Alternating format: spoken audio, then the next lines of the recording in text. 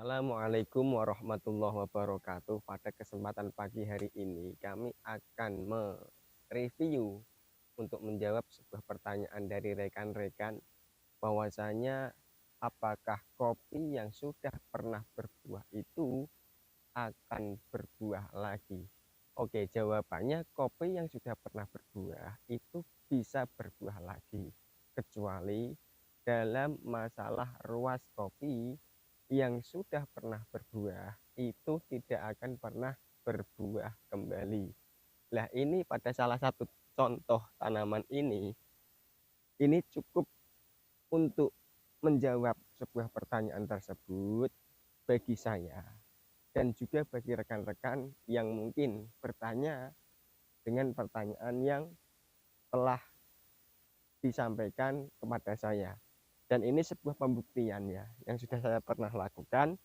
Dulunya waktu buah pertama kopi ini tidak saya ranting, hanya saya buang tunas mudanya saja. Tapi ternyata apa hasilnya? Ruas yang pernah berbuah tidak akan berbuah kembali. Coba kita tengok ya. Coba kita tengok.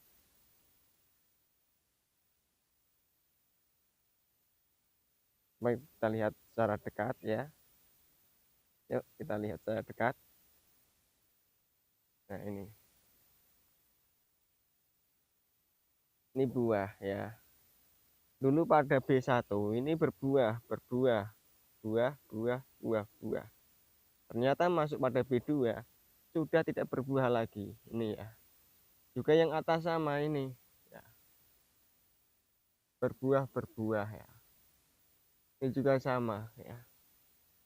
Tuh. Ya. Ini dulunya berbuah tapi setelah masa pemanenan tidak saya ranting, maka yang sudah pernah berbuah tidak berbuah lagi. Itulah. Nah, pada saat ini, pada tanaman ini cukup menjawab sebuah pertanyaan ya dari pertanyaan rekan-rekan yang telah memberikan pertanyaan kepada saya, dan ini cukup menjadi jawaban bagi saya sendiri karena saya dulu juga pernah bertanya kepada para senior apakah kopi yang sudah pernah berbuah akan berbuah kembali.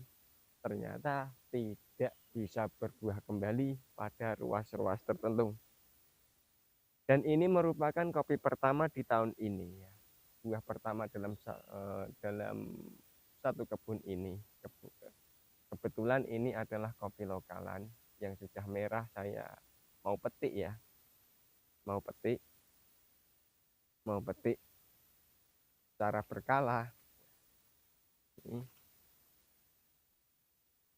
kita dapat berapa ya. Lakukan dengan cara sabar, santai ya. Nggak usah tergesa-gesa.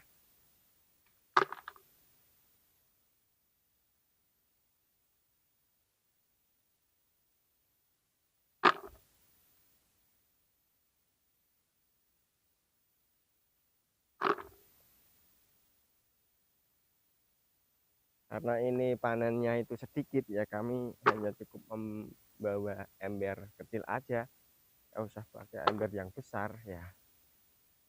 Ini saya panen, dan ini saya pilih yang merah-merah aja ya, yang hijau-hijau nanti aja, Ini karakter kopi lokal, buahnya itu kecil-kecil, tidak besar-besar seperti halnya Tugu Sari, seperti halnya klon-klon unggulan yang dimiliki oleh keumuman rekan-rekan ya.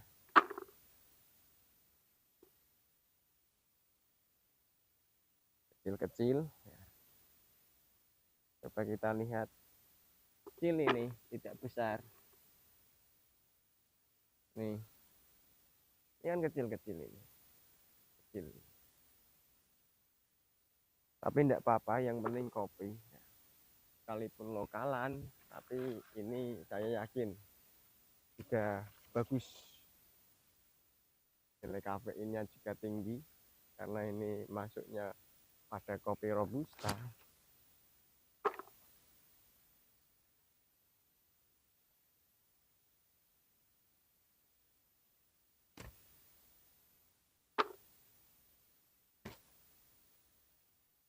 Dan ini dulu terjadi banyak kerontokan karena tidak saya ranting. Perlu diperhatikan kenapa kok kopi terjadi banyak kerontokan. Satu, karena tidak diranting. Yang kedua, ini terlalu banyak naungan ya. Ini yang mengakibatkan kopi kita itu terjadi banyak kerontokan. Satu, tidak diranting. Dua, terlalu banyak naungan. Di situ muncul banyak kelembapan ya. Kelembapan itu yang mengakibatkan adanya jamur ataupun adanya apa itu ya jamur lah, sehingga kopi tersebut rentan dengan yang namanya penyakit, sehingga kopi tersebut mengalami banyak kerontokan. Panen dikit-dikit ya, kita teladani aja, sedikit kita syukuri, lama-lama pasti kita akan diberikan hasil yang lebih dari yang sekarang.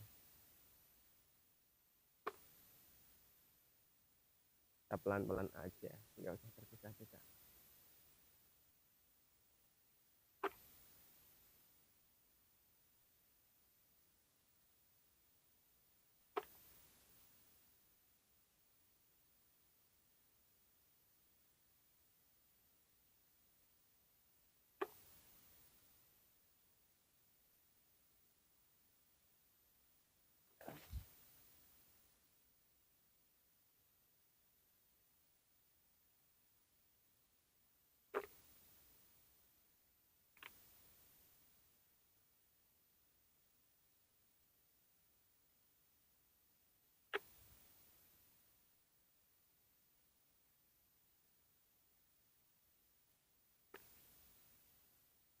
Kita lihat nanti kopi yang sedikit ini dapat berapa ember cat ini ya.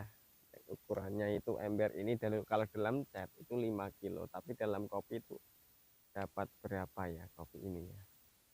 Ini tidak saya panen semuanya, saya pilih yang merah-merah aja. Nah, kalau tidak dipanen nanti akan rontok ya. Kalau rontok malah nanti repot mengambil kopi ini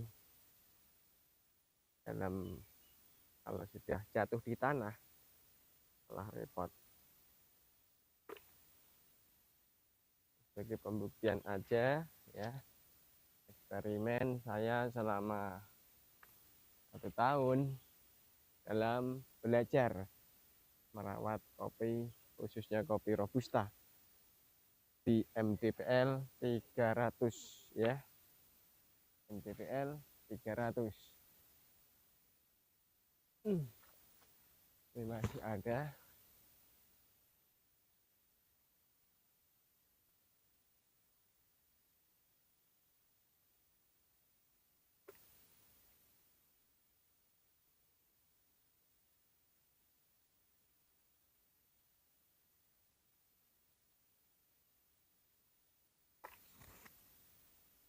Banyak semutnya.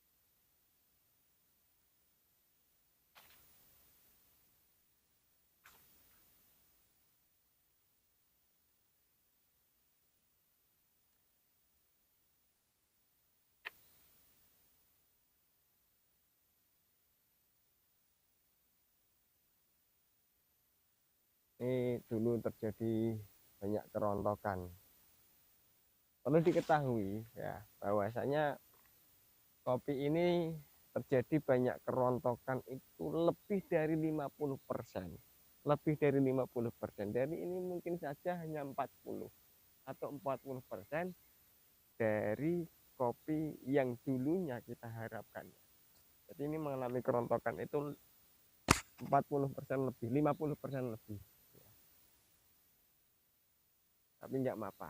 Ini cukup menjadi pelajaran saja dan pembuktian satu pertanyaan yang dulu pernah saya lontarkan kepada para senior saya ya.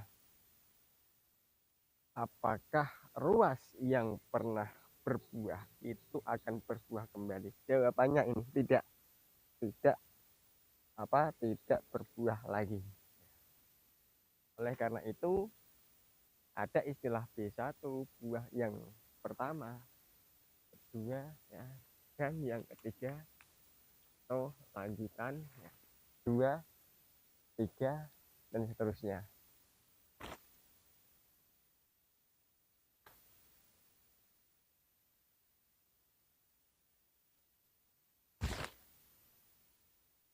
Oke, kita sudah dapat sampai setengah ember ini ya. Setengah ember ini, coba lihat setengah ember. Nah, setengah ember. Dan ini kalau 1 kilo sudah ada ini kemungkinan berat ini. Mungkin 1 kilo sudah ada.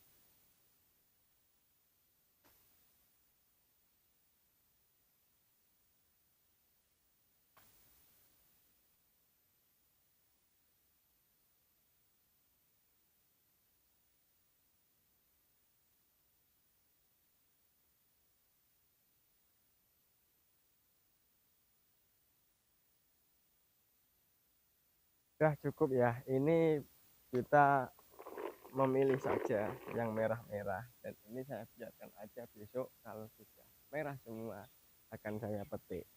Dan itulah jawabannya ya. Kopi yang ruasnya sudah pernah berbuah maka tidak akan pernah berbuah lagi. Oleh karena itu penyetingan bahan, penentuan bahan atau seleksi bahan yang akan kita buahkan di masa mendatang, tahun-tahun mendatang itu sangat penting. Oleh karena itu pada bulan-bulan tertentu, bulan 11, 12 itu waktunya seleksi bahan agar kopi itu stabil antara ruas yang pertama dan ruas yang kedua agar tetap buah stabil. Sekian dari saya, semoga bermanfaat. Assalamualaikum warahmatullahi wabarakatuh.